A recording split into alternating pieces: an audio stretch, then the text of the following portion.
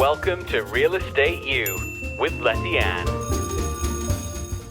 Welcome back, Johnny Youseff. Thank you so much for joining us again for an episode of our podcast, Real Estate You with Lettiann. And please follow us on our socials if you want to get more content like this with Johnny. We are now going to talk about a couple of different things, including a lot of questions we get asked, but I want Johnny to answer. What's the best way to start or find a property that would be appropriate for an Airbnb?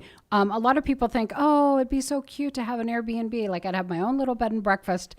And that's kind of the feeling you get because you need to be hospitality based. So what's the best place to start? Where's the best place to start, Johnny?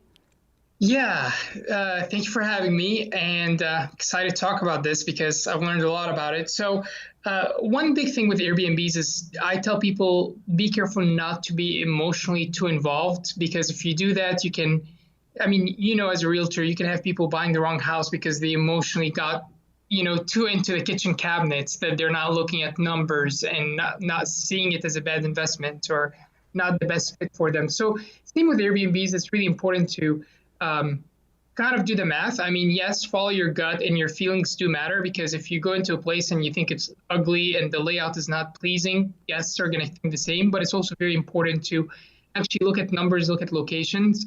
So I tell people one thing to start is to actually look on Airbnb's platform at other Airbnbs in the areas you're looking at and see how much occupancy, what's the occupancy rate is and how much money they're making. You can get a good idea, a general idea. Oh, this area, all these calendars are full. That means it's a hot area with a lot of demand, or that area, rent is low or Airbnb is low and there are empty calendars. That tells you there's not much demand. So, the rule of thumb is anything closer to downtown is a good idea. Obviously you want to look at neighbors and neighborhoods to make sure it's the right neighborhood, but the closer you are downtown will always attract people. Downtown is the hot spot. Every person wanting to go check out a restaurant or a museum or something downtown. Around universities, that can be really lucrative because you'll have a lot of parents throughout the year visiting their children, or events in the university, or concerts, shows, or games. So that's also a hot area to look into. Those are two pretty strong areas that I usually look at. I use also a website called airdna.co. I'm not promoting it or anything, but it's a website where you can pay for it and get a lot more details, but you can actually go in and it will tell you exactly per neighborhood how much occupancy, what's the occupancy rate, how much money they're making in there, just everything in that neighborhood. So you get a really good idea before jumping into an Airbnb. So the romantic part of it aside, because a lot of people get caught up in the romantic notion of an Airbnb, what does one really need to have the guts and bones to be able to do to sustain their Airbnb once they've secured the property? Great question. Yeah, once you secure the property, systems are huge. If you don't have systems in place, you're always going to be scrambling. You're always going to be like, oh my gosh, there are guests coming in 2 hours and the place is not clean and you're running around. So creating systems, who's doing the cleaning? Is it you or is it someone else? And what happens when that person is sick or out of town? Do you have a backup plan? What kind of cleaning is involved? What's acceptable? What's not? Because I've seen cleaners that just think we don't need to wipe anything as long as it's fine, or if a bed looks like it hasn't been used, but we're not really sure, we just keep the linen anyway, So having systems in place, having checklists, having clear order of how everything is done. Restocking is a huge thing where if you don't really have clear systems in place, you're going to get reviews because people came in and there was no coffee or there were no cups. I've had, one of my first Airbnbs where it's like, oh, the cups were just glass. They were getting broken and we weren't looking. And until one guest like, guys, it's 12 of us and there's only one cup. And we're like, oh my gosh, so sorry. We have to have restocking, every month, I go in or someone goes in that looks at everything, make sure everything is filled. So having systems is huge for products, for cleaning, for communications. Who's checking communications? When someone is asking a question, when a guest is asking a question because they're interested in your property, if it's going to take you 8, 9, 10 hours to respond to them, they probably are going to book somewhere else that responded quicker. And that can be $1,000 just down the drain right there. So super important to be really on top of it. Yeah, and we'll let people know as well, if you are considering an Airbnb, there is an app on your phone. So if you're a host, or even if you're a traveler who uses Airbnb, there's an Airbnb app. You can put it on your phone, whether you're traveling or not even hosting, and you can still peruse other Airbnbs all over the country and the world. But Exactly. that's where, I mean, so you can actually be anywhere and respond to a guest or an inquiry. And I agree 100% with Johnny. We have one Airbnb we purchased as a corporate rental in 2015, maybe even 2014. We were doing 30-day corporate rental short term, and that went well, but we had a lot of gaps. So then when Airbnb got hot, and meaning like it was really becoming popular, I said to my husband, why don't we try Airbnb, filling the gaps of the corporate rental? And then we ended up getting far more Airbnb rentals. And I'll tell you, with our first Airbnb, and we have a couple of investment properties, one of which is an Airbnb, we literally spun the wheel and just said, let's just get it and see what happens. And we had a whole house full of extra furniture. We furnished it, and my husband said, well, who do you think would be, because we get Airbnbs on vacation. Right? Yeah. So we're going to vacation destinations and renting houses. So he said, look, go for it, run with it. You're the realtor, you're the expert. And let's see who wants to stay in the Waldo area of Kansas City and who's staying there. But you know what? It's exactly what you said. They're kids of parents or parents of kids coming to see their parents, or they're coming to see their kids, or their grandbaby was just born. It's really a lot of heartwarming stories and experiences. Sometimes people are coming for a funeral, but they're delighted to have a nice, clean, small, beautiful 1940s house to stay in. I agree. Exactly. I agree with you 100% about cleanliness. I put myself in the guest shoes. How do I want the house to be? And that's the way I want it to be for when the guest arrives. And when you said, oh, if the bed's sort of like, you're wondering, did someone just sit on the edge or did they sleep in it? I'm like, just take everything off and wash it. Do it right. Yep. And just to take back, not to take back, but just to clarify a point, when I say don't get emotionally too involved, obviously it's still very important, because I've seen the other extreme. I've seen a bunch of dudes wanting to get into Airbnbs and they just don't have the eye for it. And they just get the property with the brown beige paint and beige carpet and beige everything, and it just doesn't look appealing, and they're like, oh, we're going to take the pictures ourselves, and they have ugly lazy boys in there, and then they think it's going to do well, and it doesn't. So it's super important to also yes, like when you're looking for location, don't get too emotionally involved, so you're not getting the wrong Airbnbs that are just so cute, but it's 20 miles away from everything. So, but once you have the property, it is so important to, and I think that's a mistake I've seen with people, just like hotels. You have Four Seasons where people are willing to pay $500 a night, Four-season hotel. And then you can have the, next door Super 8 motel where people are not going to pay more than $50 a night, and they can be in the same location.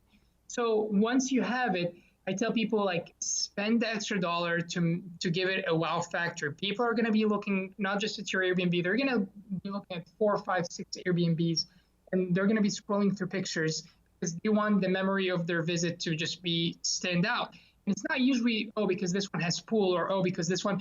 A lot of it can be things that you can control, which is like, oh, this one just looks beautiful. This one looks like it's out of a catalog. I'm shocked by how many people on Airbnb just take their own pictures. And if you're good at it, great. But I tell people, go pay $150 for a professional photographer, have drone shots, make people think this is the Four-season hotel of Airbnb in that neighborhood. And sure, we're going to pay $100 more a night than the one next door. You'll make that money literally for upgrading the furniture, or for having professional photos, or maybe even hiring, if you just like, I don't have the eye for it, hiring an interior designer to help you. You'll make that money in 2, 3, 4 bookings, and it will just continue making you money. It is so worth it. And it's the special touches. like little special touches, whether it's something cute in the bathroom. People are all for that. And I can completely understand what you're saying. And like I said, reach out to Johnny, Youseff, or myself if you have any questions or if you're considering an Airbnb. We are in the Kansas City market, but however, we can speak with you about Airbnbs if you're considering all over the country. Johnny is a licensed real estate professional. He's an investor. He's a remodeler. And now he's thrown the title of designer on the end of his list of talents. I know that I want to say as well, if you're taking those amazing photos, and let's say you bought your Airbnb 5 years ago and it was looking in fabulous shape and you've got some fabulous photos, make sure your Airbnb still looks the same and it's in the same fabulous condition, because it's going to be used constantly, like someone's living there. So maybe it's time to replace the table, or maybe it's time to get a new sets of dishes. Absolutely. That's actually a trick that, again, I kind of learned in the process the hard way, but I would go into an Airbnb a year later. I'm like, this is not the same one we have in the pictures. And it's sheets that I don't know where they came from, like, or literally like kids' toys in the kids' basket with toys that are like, who are these? And what happens? Or things have moved around. What happens? Guests come and they say, oh, let's move around the dining table into this section. Or, they leave their kids' toys, or they come with extra sheets and towels.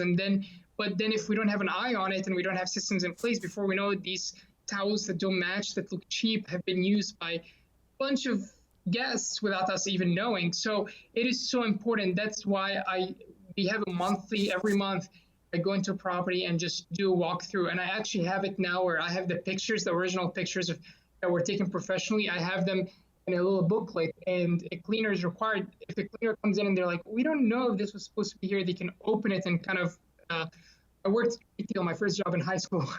So you have all these pictures, or these t-shirts, Hollister Co.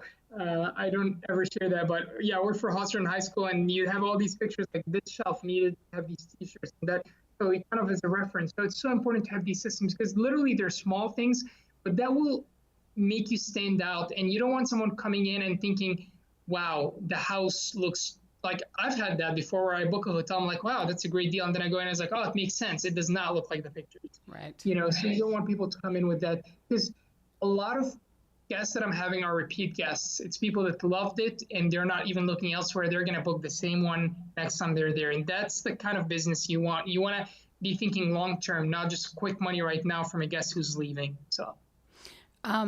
I know that you like to take, I'll say the word ugly for lack of a better word, ugly houses, and turn them into something spectacular that's marketable or rentable. I know that's one of your passions. Tell us more about where that came from and how that happened. And so go ahead. And how do you do it? Like, do you just have that great eye? That's your designer eye? So the three most profitable properties I've ever owned, and two of them are Airbnbs. Actually, four properties that I owned. They were all the properties that were abandoned for a long time. Investors did not want to touch them, but they were in the right location. But like one of them, for example, was an elderly caregiving facility. The layout of it was just built weird. It looked like an office / house. You couldn't really tell. Another one was a senior home living, but was just ugly. So they just looked off, and they turned people down because they did not fit the box of a charming home. But if you think outside the box, I was able to envision, but we can do this here and that here, and actually that ugly, weird mid-century house without windows, we can do a few things to make it really look welcoming and unique. So don't bypass. If yes, we learn in real estate, if a property is a really good deal, it would go quickly. So people get scared. Why has this been on the market for 6 months? But sometimes it's because people did not think outside the box. So when you look at properties for Airbnb, or maybe you want to, maybe it's an old barn somewhere and the location may be great for some people, but no one wants to mess with it because it's a little bit outside. Kind of be thinking outside of the box. I love looking at blogs or vlogs of, the person that turned an old church into a beautiful home, or the person that turned an ugly bar into, a residential cool condo loft, so be thinking outside the box, because you'll be surprised of how there are properties like that most people just, just don't even consider them and just kind of swipe through them, that can have a lot of potential. So keep in mind what Johnny had reminded us of too. So if you're considering this, systems and processes are very important. And if you don't want to manage it yourself, because it can be overwhelming, especially, something going wrong in the middle of the night and all of that. So again, if you have any questions for Johnny or myself, don't hesitate to reach out to us. Johnny, if you don't mind me saying, you were born in Cairo, Egypt. And right. then when you were 15, you moved to Virginia. That's right. You went to a college in Virginia. Which school? Yep. Virginia Commonwealth University. Awesome. And Yeah. I know you're back home visiting your family right now, so that's really cool. So you're back in Virginia, but you live here in Kansas City. Yes. What brought I'm just here for a couple of days. Yeah, lucky you, though, to be with your family. So what brought you to Kansas City from Virginia? Yeah, I did an internship in Kansas City, and I was just planning to be there for 6 months, and it was brutal winter of 2009. I just remember thinking, because Virginia is milder, I remember thinking, I'll never live here. This is the worst. It's like, I'll never live here. So cold. It's so icy. It was such a bad winter. And then, I start building friendships, and then I'm like, well, maybe I'll buy a house here. And then I looked, and houses were, 2009 selling for $25,000. No one wants them. So I was like, oh, maybe I'll live here. So I decided to stay for an extra year, buy a house. I thought I'll just have a rental, move back. But in the process, like, oh my gosh, I can buy 2, 3, 4. It just was no brainer. Obviously, the market's not the same. These $25,000 houses now, obviously we need a lot of rehab, but now they're 100,000. So it's not as easy. But the market was great, and it just made sense. And in the process, I actually really loved Kansas City. When spring came, I realized how beautiful of a city it is, and great to live and great business opportunity. I've been there since then, growing. When did you get your real estate license? 2010, so just the year after. Because I was having a realtor help me with my first purchase. I thought I'll buy a rental, and then I was like getting irritated because I'm like, I want to just go into houses without having to wait and arrange and schedule. And even though the market was hard back then, but when it was a really good deal, it would still go. So I was like, might as well just get the license and teach myself. So I did that, and grew from there. Well, I'm thrilled to have met you. I can't wait to meet you in person when you get back to Kansas City. Know that you don't need to have a real estate license to purchase properties or become an Airbnb owner. But if you're considering getting a license, we are growing here at Lettiann and Associates Real Estate Services and looking for talent, full-time real estate agents as well. So if you have any questions about getting a license, or you're considering getting a license, or if you're considering an Airbnb property or investment property, please don't hesitate to reach out. And I want to thank Johnny. Johnny, safe travels back home, and enjoy your family, and I'll see you soon. Thank you so much. Perfect. Yeah. Thank you so much, Lettiann. Awesome. Thank you.